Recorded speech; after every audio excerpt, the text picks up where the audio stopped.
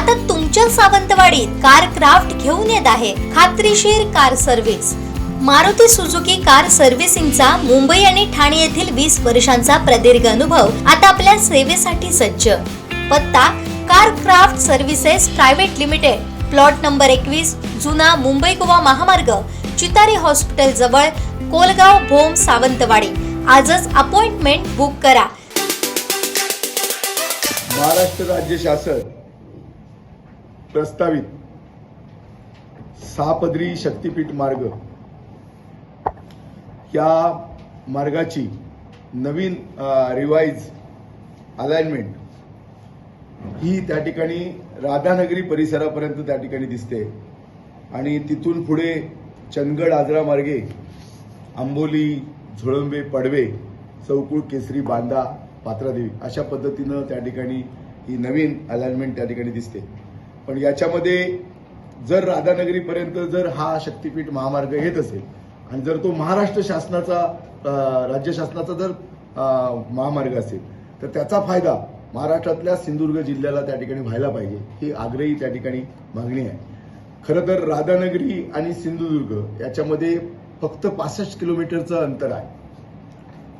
जर राधानगरी, फोंडा, कणकवली, कुडाळ, सावंतवाडी आणि बांदा अशा पद्धतीनं जर हा महामार्ग गेला तर सिंधुदुर्गाचा त्या ठिकाणी फार मोठा विकास त्या ठिकाणी होईल।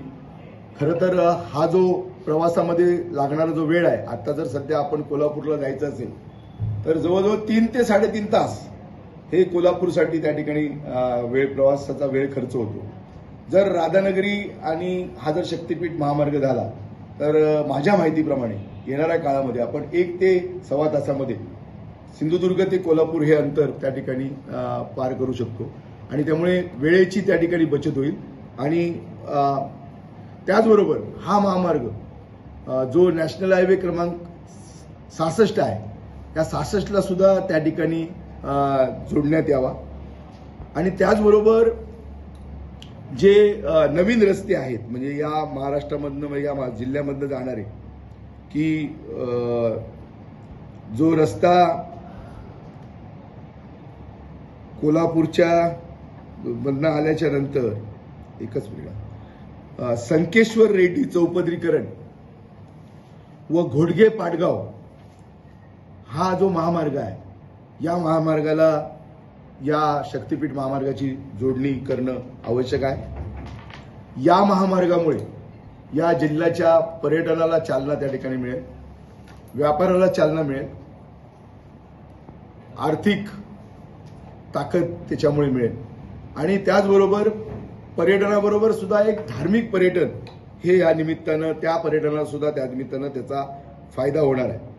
खरं तर आज सिंधुदुर्ग जिल्हा हा पर्यटन जिल्हा आहे आणि या जिल्ह्यामध्ये आज अनेक अशी पर्यटन स्थळं आहेत की ज्याच्यामध्ये सिंधुदुर्ग किल्ला आहे, विजयदुर्ग किल्ला आहे, सावंतवाडीसारख्या मूर्ती तलाव, राजवाड्यासारखा परिसर आहे, राजीपूरचं अभयारण्य आहे, आंबोलीसारखं हिल स्टेशन आहे, सावडावसारखा धबधबा आहे, रांगणागड आहे, देवगड, मालवण, वेंगुर्ला अशा प्रकारची किंवा समुद्र किनारपट्टी आहे।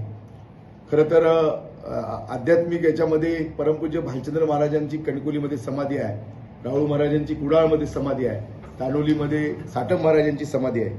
त्याचबरोबर या जिल्ह्यातलं एक महत्वाचं स्वयंभू तीर्थक्षेत्र कुणकेश्वर हेही त्या ठिकाणी आहे। त्याचबरोबर आंगणेवाडी एक तीर्थक्षेत्र आहे, माणगावचं दत्त मंदिर आहे, वालावलचं लक्ष्मीनारायण मंदिर आहे, धामापूर येथील भगवती मंदिर आहे। अशा अनेक धार्मिक स्थळांना याचा त्या ठिकाणी फायदा होईल, धार्मिक पर्यटनाची त्या ठिकाणी वाढ होईल आणि त्याचबरोबर कोल्हापूर, सांगली, सातारा, पुणे या भागामध्ये सुद्धा पर्यटक हे मोठ्या प्रमाणामध्ये हे त्या ठिकाणी सिंधुदुर्गामध्ये येतील। आणि त्याचबरोबर हा महामार्ग, शक्तीपीठ महामार्ग अशा पद्धतीनं राधानगरीतनं सिंधुदुर्ग जिल्ह्यातल्या गावांमधनं जाऊन जर त्या ठिकाणी बांदा आणि पात्रादेवीमध्ये जर त्या ठिकाणी गेला तर आज आपल्या जिल्ह्यामध्ये चिपीसारखं विमानतळ आहे, त्याचबरोबर रेडी पोर्ट आहे, विजयदुर्ग बंदर त्या ठिकाणी पोर्ट आहे आणि म्हणून याला सुद्धा त्या ठिकाणी, या विकासाला सुद्धा त्या ठिकाणी त्या निमित्तानं चालना मिळणार आहे। आणि म्हणून माझी भूमिका आहे की कुठल्याही परिस्थितीमध्ये हा जो काही शक्तीपीठ जर राधानगरीमध्ये येत असेल नवीन महामार्गाच्या अलाइनमेंटमुळे, तर तो